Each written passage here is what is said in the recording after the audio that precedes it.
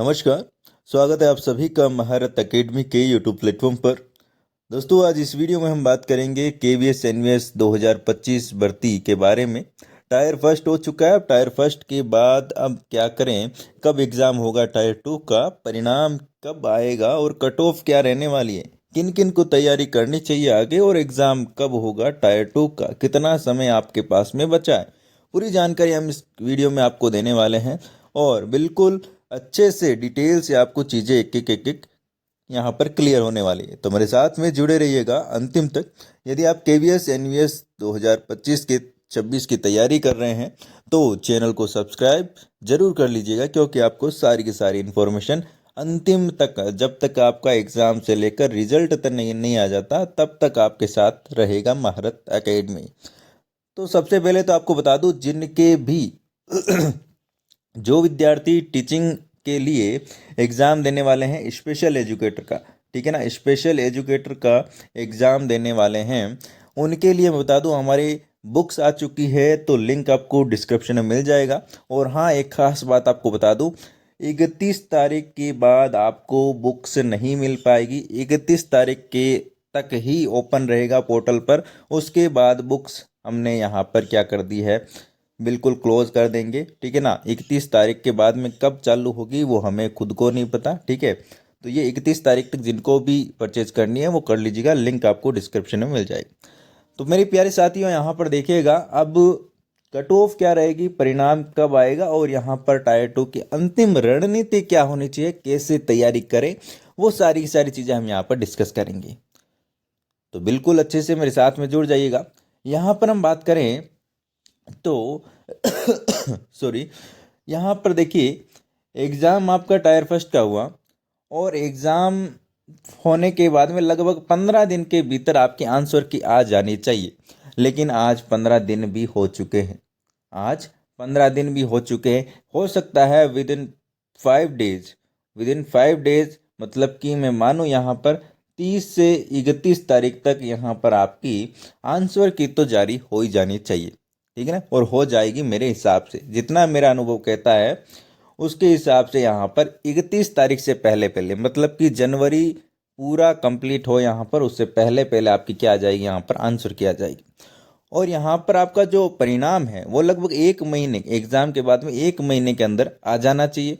मतलब कि हम माने तो 11 तारीख को एग्ज़ाम था, ठीक है ना, 10-11 को एग्ज़ाम था, तो यहाँ पर आपकी 11 फिर से 11 तारीख को या फिर 10 तारीख को आपका यहाँ पर रिजल्ट आ जाना चाहिए फरवरी में, है ना। लेकिन वो क्या हो, इसमें हो भी सकता है कि 5-10 दिन आगे पीछे हो जाए, लेकिन फरवरी में आपका कंफर्म रिजल्ट आ जाएगा, ठीक है ना। फरवरी में आपका कल कंफर्म यहाँ पर रिजल्ट आ जाएगा। ये टायर फर्स्ट का रिजल्ट की बात कर रहा हूँ मैं, ठीक है ना। फरवरी में रिजल्ट आने के बाद में आपको लगभग 2 महीने का समय तो आपको मिलना ही है, ठीक है ना। एग्ज़ाम के लिए 2 महीने का समय आपको मिलना कन्फर्म है। आगे हम बात करें यहाँ पर, तो कट ऑफ क्या रहेगी, क्या आपको तैयारी शुरू करनी चाहिए, सेफ जोन क्या है, कितने नंबर वालों को तैयारी करनी चाहिए। तो यहाँ पर देख लीजिए, जिनके 60% नंबर आ रहे हैं या फिर उनसे अधिक हैं उनको तैयारी शुरू कर देनी चाहिए, या फिर जो 60% के आसपास नंबर बन रहे हैं तो आपको तैयारी बिल्कुल अच्छे से जारी कर देनी चाहिए, शुरू कर देनी चाहिए। यदि आपका स्कोर 60% से ऊपर बन रहा है तो परिणाम का इंतज़ार ना करें और अपने सेफ जोन में हो आप, और यहाँ पर आपको तैयारी आज से ही शुरू कर देनी चाहिए टायर टू की, ठीक है ना। ये मेरा आपसे निवेदन है, कहना है, ध्यान दीजिएगा।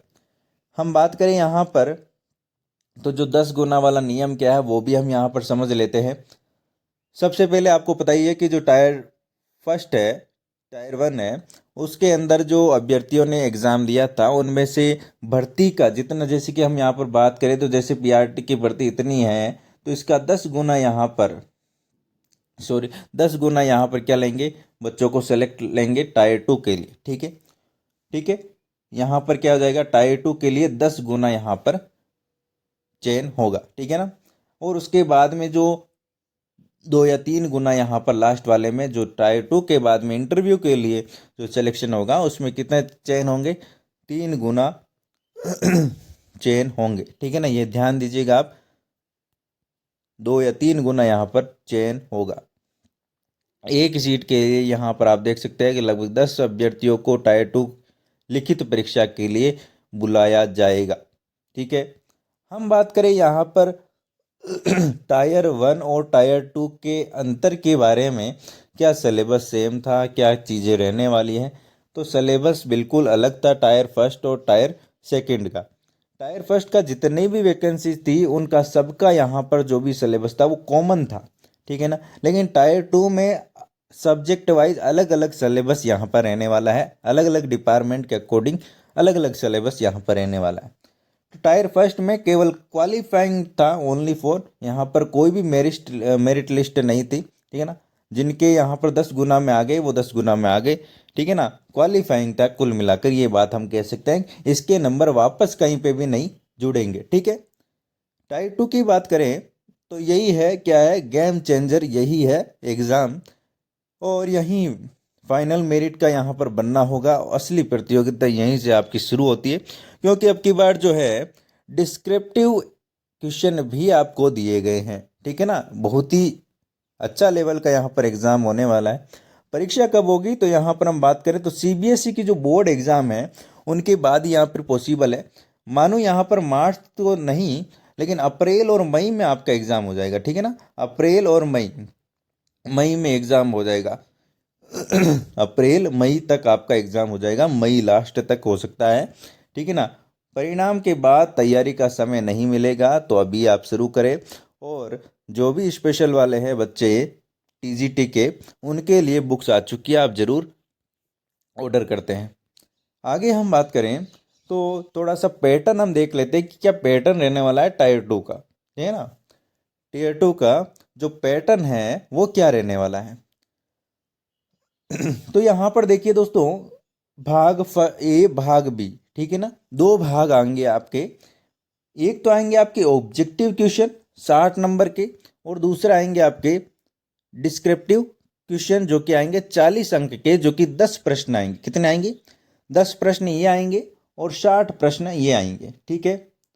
आगे बात समझ में, 60 नंबर तो आपके ऑब्जेक्टिव ऑप्शन वाले प्रश्न आएंगे, और जो 40 नंबर के जो प्रश्न हैं 10 से प्रश्न आएंगे, वो आपके क्या आएंगे, लिखने वाले आएंगे। जो आप बोर्ड की एग्जाम में लिखते थे या फिर कॉलेज एग्जाम में लिखते थे, वैसे प्रश्न आपको डिस्क्रिप्टिव लिखने वाले क्वेश्चन आएंगे, ठीक है ना।